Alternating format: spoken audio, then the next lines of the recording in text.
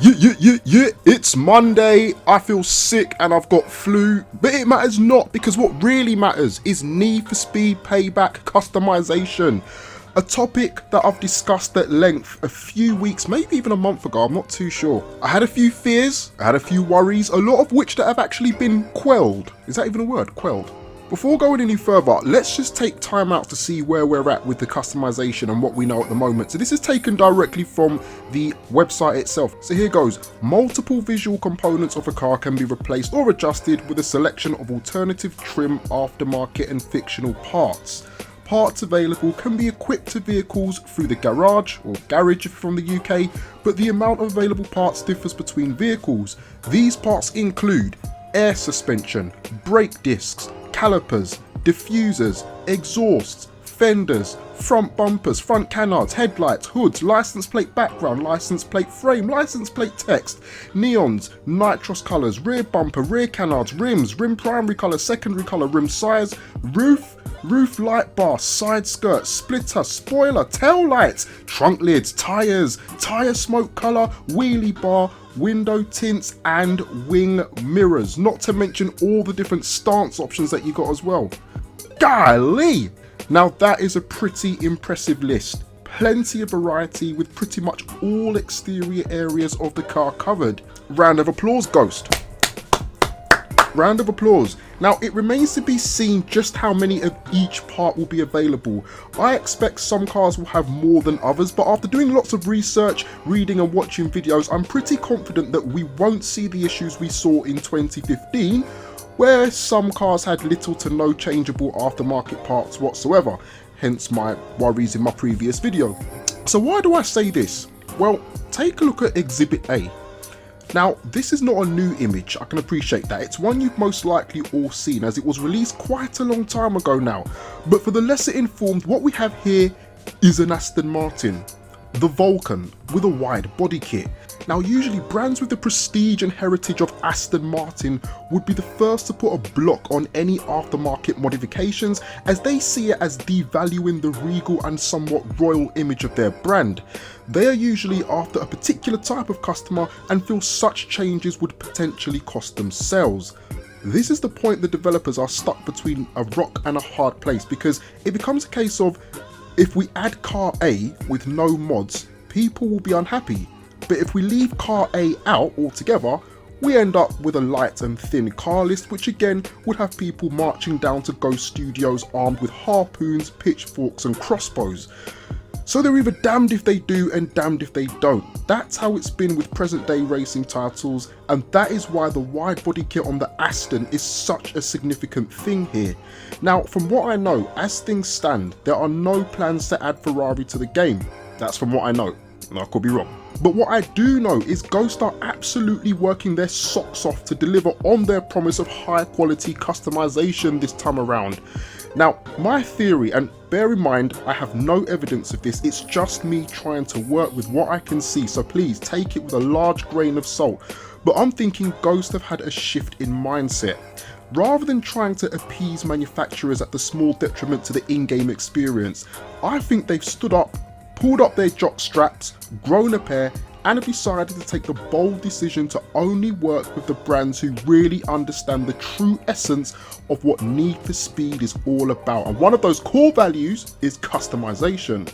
Never in a million years would I have expected to see a wide body kit on an Aston in 2017. Now, I appreciate the Vulcan actually does have a wide body kit in real life, which actually serves a purpose for helping it get round the track quicker. But still, you would expect to see it as a prototype car in, say, Project Cars 2, or maybe even Gran Turismo Sport or Forza. So to see it in an arcade or action-based racer, it's a pleasing and pleasant surprise, and one that I hope and think bodes well for the remaining cars on the list. Now here's the thing, many people started to lose enthusiasm for Need for Speed 2015 after the first 12 months. I wouldn't for 1 second exaggerate by saying it totally died, but as with most games, the interest started to wear thin, especially as with the case in 2015 when the initial 6 months worth of DLC had dried up. Focusing purely on customization for the purpose of this video, I have a proposal to extend the longevity of this key component of Need for Speed Payback. I mentioned earlier that the list of exterior car parts looks very comprehensive, near perfect, but those are just exterior. 1 year from now, what I would love is for Ghost to refresh the landscape with the introduction of interior custom parts. I would like to see a changeable steering wheel and replaceable stick shift stroke gear levers. I'd like to see interior mood lighting, changeable surface types for the dashboard, also with the option to add a digital center console. I would love to see an option where we can change the seats from stock to bucket style racing seats. I would like to remove all rear passenger seats and replace it with chassis stiffening scaffolding, which will increase stability of grip builds, as well as replacing the front passenger seats with a whole range of different nitrous oxide bottles. When cruising around the city, meeting up for car meets, seeing that Need for Speed are partnering with known brands for tuning parts and vanity items, how about some Bose, AKG, Kenwood or even Sony based sound systems to really get those bass lines pumping? Now, these are all off the top of my head, but I'm sure you guys can suggest more interior bits and pieces which may be worth a mention. So, the question is, why 1 year from now? Well, for two reasons. As I said, it's usually the 12-month stage where games on a 2-year cycle start to see a gradual or even in some cases sharp decline in player engagement. So similar to what Rockstar do and have been doing with GTA 5, it will act as a welcome refresh to pump new life into the game. The next reason is because this is a lot of work. It's an incredible amount of 3D modelling and rendering required, and Ghost would have to build all of these assets from scratch. Now, some may say that whilst creating other forms of DLC for the game and possible expansions, this 12-month window may still be too tight a deadline for such a small studio with so many cars to build for. But therein lays the beauty of interior parts. You see, unlike exterior custom parts, example being a wide body kit where you would have to design, build, sculpt and render different shapes for different cars regardless of if the kit is from the same manufacturer, with interior you can make a set of parts and make them available for all cars. So for example, a Sparko steering wheel, make 5 types and make them available for all cars. Now, I'm no expert, and I'm sure there are plenty of you who probably know a lot more than me when it comes to 3D design, but I'm thinking in my head that this surely would be a massive saving on time, money and resources following the example set above. What I'd also like to see is a first person or an extensive gallery mode allowing us to see our interior custom jobs in beautifully rendered high definition, along with in-game photos with direct links to social media to share your shiznits to the world over. Now, of course, Ghost could go one better with this and announce interior customization as being part of the game from launch. Tomorrow maybe, who knows? Which would mean this video would have been made redundant quicker than a worker working a Christmas temp contract. But regardless, in the unlikely event of this happening, that is my proposal.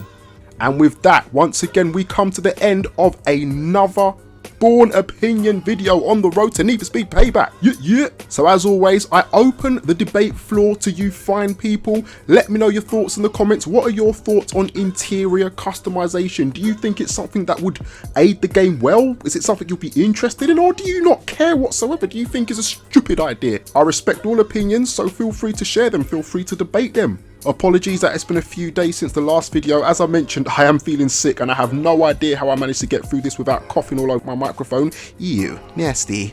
But if it's your first time around here, I wish you a Bourne welcome. Hit the like button if you're enjoying these debates and discussions on the road to Payback. More of them on the way, so swing the damn hell out of the notification bell so you know when the next one drops. Discord server now open, details in the description box, and I'll see you with the next video. Oh gosh, I nearly made it. I'll see you when the next video comes out. Take it easy guys. Oh gosh, I need some tablets. Peace.